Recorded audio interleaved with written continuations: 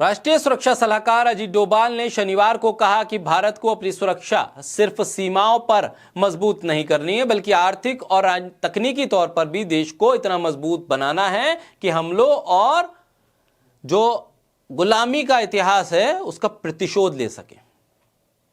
ये बयान देश के एनएसए का है, राष्ट्रीय सुरक्षा सलाहकार का, जिसकी जिम्मेदारी है देश के सीमाएं सुरक्षित रहें, देश में कोई भी गड़बड़ी ना हो पाए।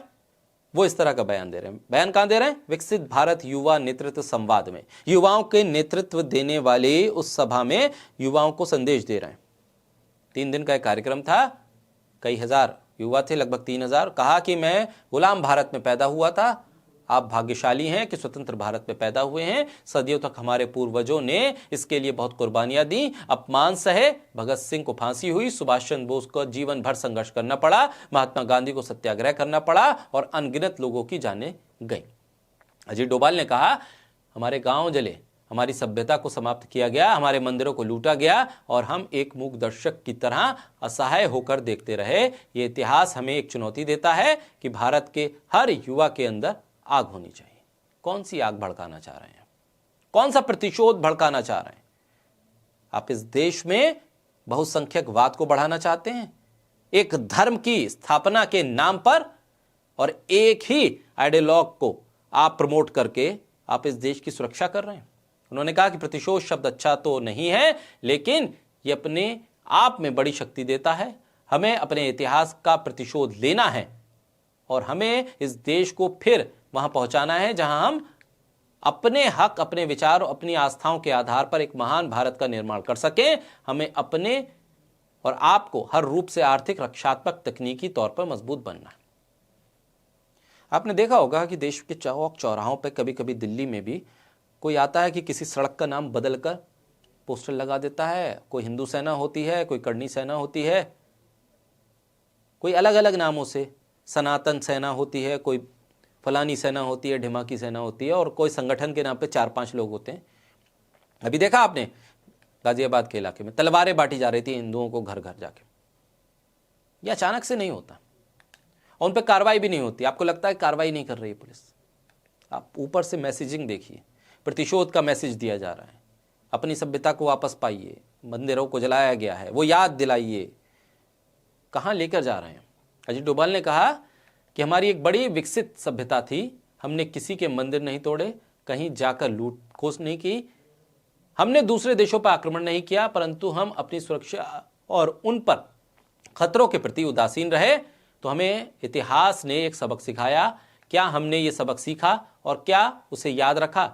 अगर आने वाली पीढ़ियां उस सबक को भूल जाएंगी तो इस देश की सबसे बड़ी त्रासदी होगी। जम्मू कश्मीर की मुख्यमंत्री, पूर्व मुख्यमंत्री महबूबा मुफ्ती ने ट्विटर एक्स पर एक पोस्ट में ये बात जब कोट की, उन्होंने कहा कि एनएसए का काम देश की रक्षा करना होता है। लेकिन ये दुखद है कि डोभाल ने नफरत फैलाने वाले सांप्रदायिक सोच को अपनाने का रास्ता चुना।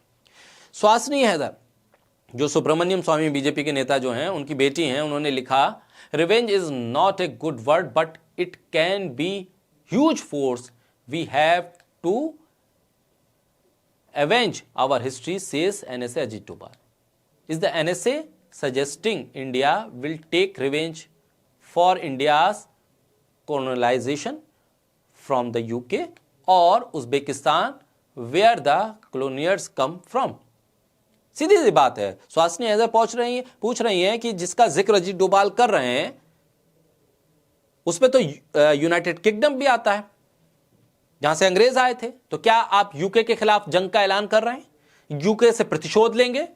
यूनाइटेड किंगडम जहां पर हजारों भारतीय रहते हैं, नौकरी करते हैं, पढ़ाई करते हैं, वहां के नागरिक हो गए हैं, उनसे कहेंगे कि वहां प्रतिशोध के लिए खड़े हो जाइए, सड़क पर निकल जाइए, यूके की हर सड़क पर नजर आना चाहिए हर भारतीय?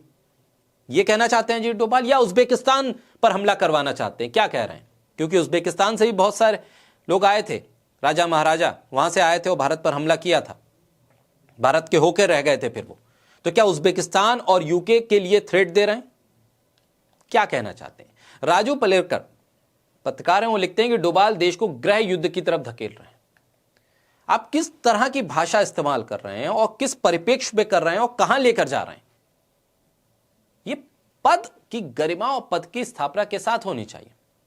स्वाति चतुर्वेदी पत्रकार हैं, वो कहती हैं कि अपने बेटों से तो आप व्यापार करवाएंगे, किसी दुबई के शेख और पाकिस्तानी नागरिक जो दुबई में होगा उसके साथ मिलकर कोलैबोरेशन करके कंपनी चलाएंगे, व्यापार करवाएंगे और भारत के युवाओं को संदेश देंगे कि जो हम पर हमला कर चुके हैं उनसे प्रतिशोध लीजिए।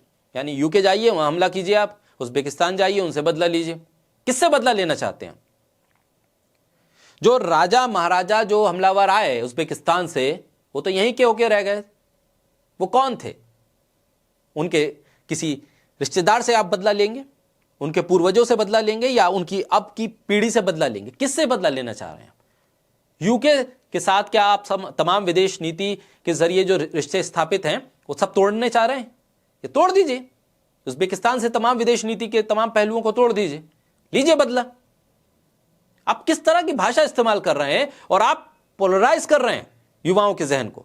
और आपके बेटे जो हैं वो विदेशों में, दुबई और गल्फ कंट्रीज में जाकर शेख और पाकिस्तानी नागरिकों के साथ कंपनी चला रहे हैं, व्यापार कर रहे हैं। स्वाति चतुर्वेदी इस बात को कोट कर रही हैं, सुहासिनी हैदर कोट कर रही हैं कि आप किस चीज पर एम्फेसाइज कर रहे हैं। प्रतिशोध हमने याद रखा, फिर हम बदला किससे लें? यूनाइटेड किंगडम से, वहां के राजा से, वहां के प्रधानमंत्री से, या उज्बेकिस्तान से, उज्बेकिस्तान पे हमला करके? बहरहाल इस पर एक लंबी चर्चा हो रही है और उनके बयान को कोट अनकोट किया जा रहा है। सोशल मीडिया पे इसको लेकर काफी चर्चा है।